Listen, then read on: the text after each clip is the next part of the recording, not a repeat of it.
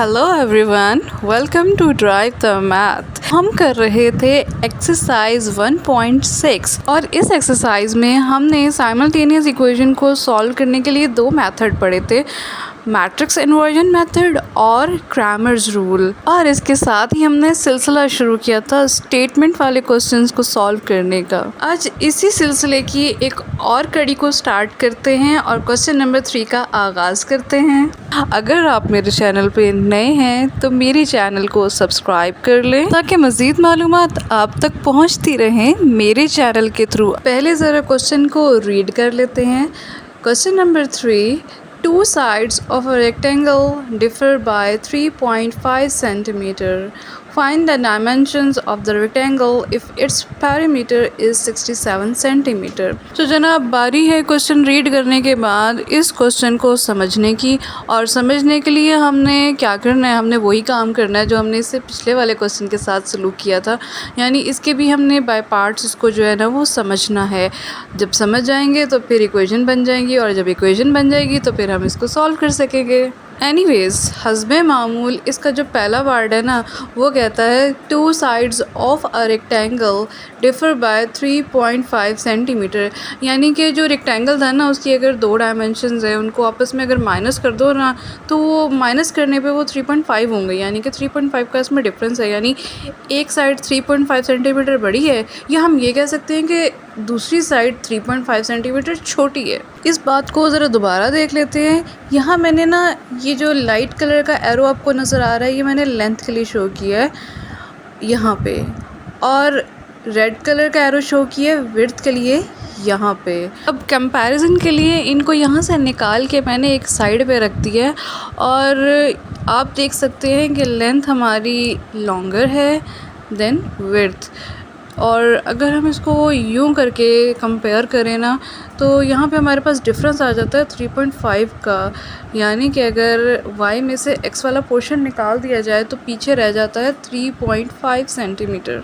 अगर मैं इससे भी ज़्यादा आसानी की बात करूं तो हम साफ साफ कहेंगे कि y वाली लेंथ में से x वाली विड्थ माइनस कर देने से हमारे पास जो आंसर आएगा वो है 3.5। और इस तरीके से हमारी इक्वेशन आ गई है वजूद में, यानी कि इक्वेशन बन गई है y minus x is equals to 3.5। अच्छा, सेंटीमीटर नहीं लिखना, याद है ना पिछली दफ़ा भी बताया था कि इक्वेशन बनाते हुए सेंटीमीटर नहीं लिखना, कोई भी यूनिट नहीं लिखना। अब बेस लाइन तो हमारे पास आ गई, अब इसको थोड़ा सा ज़रा अमेंडमेंट करते हैं और सबसे पहले लिखते हैं x को और फिर लिखेंगे y को, क्योंकि याद है ना कि हम जब मैट्रिक्स बनाएंगे तो सबसे पहले x का कोफिशिएंट लिखेंगे और फिर y का लिखेंगे। तो इसलिए मैंने सबसे पहले x को लिख दिया, और x के साथ चूँकि माइनस का साइन था इसलिए मैंने -x + y लिखा है। और आप लोगों ने इस साइन को मिस इंटरप्रेट नहीं करना। अच्छा जी, यहाँ पे हमारी एक इक्वेशन तो बन चुकी है, मैं इसमें मज़ीद कोई चेंज नहीं कर रही, इसको इसी तरीके से रहने देती हूँ। और अब बारी है हमारी इक्वेशन नंबर 2 की, और इक्वेशन नंबर 2 के लिए हम चूज़ कर रहे हैं यहाँ पे दोबारा से पेरीमीटर वाली लाइन को। अच्छा, दोबारा मैंने क्यों कहा है? मैंने दोबारा इसलिए कहा है क्योंकि बिल्कुल ऐसा ही क्वेश्चन हमने क्वेश्चन नंबर 2 के लिए भी किया था ना। तो जी, गिवन इन्फॉर्मेशन के अकॉर्डिंगली पेरीमीटर गिवन है 67 सेंटीमीटर, और हमें याद है कि पेरीमीटर हमने कैसे फाइंड किया था जनाब, बड़ा आसान था। ऐसे ही घूमते घूमते, ऐसे ही भागते भागते हमने पेरीमीटर को फाइंड कर लिया था।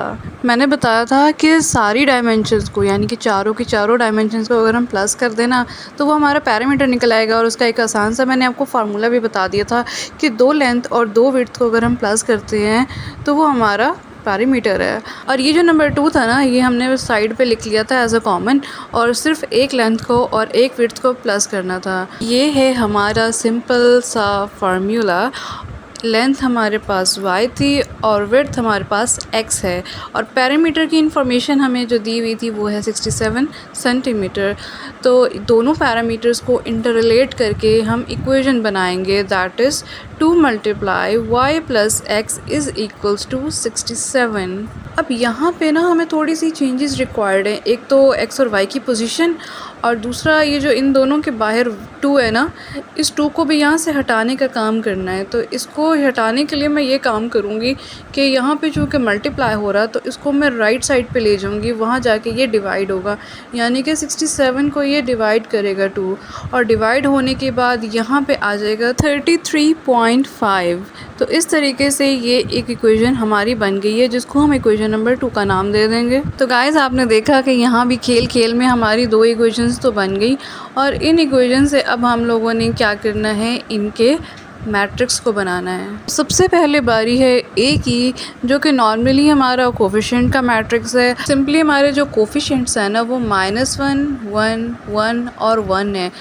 तरतीब का ख्याल रखना है, सादा सी बात है, कोई मुश्किल नहीं है और कोई गलती होने के चांसेस भी नहीं है। अक्सर बच्चे यहाँ पे गलती कर देते हैं, लेकिन प्लीज़ आप लोगों ने साइन का बहुत ज़्यादा ख्याल रखना है, जैसे आप लोग अपना ख्याल रखते हैं। अच्छा, कुछ लोग कह रहे होंगे कि हम तो नहीं अपना ख्याल रखते हैं, हमारे घर वाले हमारा ख्याल रखते हैं। तो चले, जैसे आपके घर वाले आपका ख्याल रखते हैं वैसे इनका ख्याल रख लीजिए। देन हमने x के पास आना है, और x मैट्रिक्स में हमारे पास वेरिएबल है, वेरिएबल 2 ही हैं, x और y।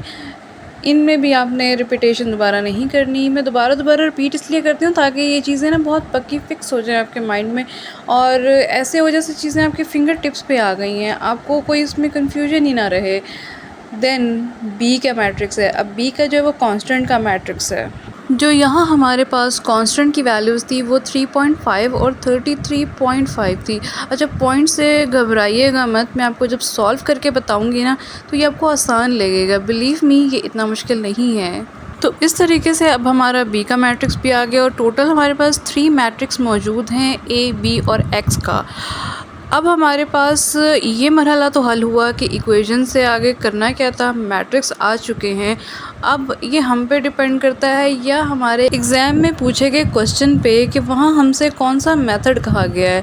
तो परेशान मत होइएगा, मैं इसके दोनों मेथड के साथ ही इस क्वेश्चन को आपके लिए लेकर आऊँगी। अगर आपने मेरे चैनल को अभी तक सब्सक्राइब नहीं किया तो मेरे चैनल को सब्सक्राइब कर लें, ताकि जैसे ही मैं इसकी सोल्यूशन की वीडियो अपलोड करूँ तो सबसे पहले आपको नोटिफिकेशन मिल जाए, और बग़ैर टाइम वेस्ट किए आप लोग वो भी देख सकें और सीख सकें। तो चलिए इसके साथ हम इख्तिताम की तरफ आते हैं, और अब मैं बताती हूँ कि इस क्वेश्चन में हमने बेसिकली फ़ाइंड क्या करना था। हमने फ़ाइंड करना था डायमेंशंस ऑफ रेक्टेंगल, ठीक है। हमें 2 साइड्स के बारे में भी एक हिंट दिया गया था, एग्जैक्ट हमें डायमेंशंस नहीं दी गई थी, और हमें पेरीमीटर एग्जैक्ट दे दिया गया था।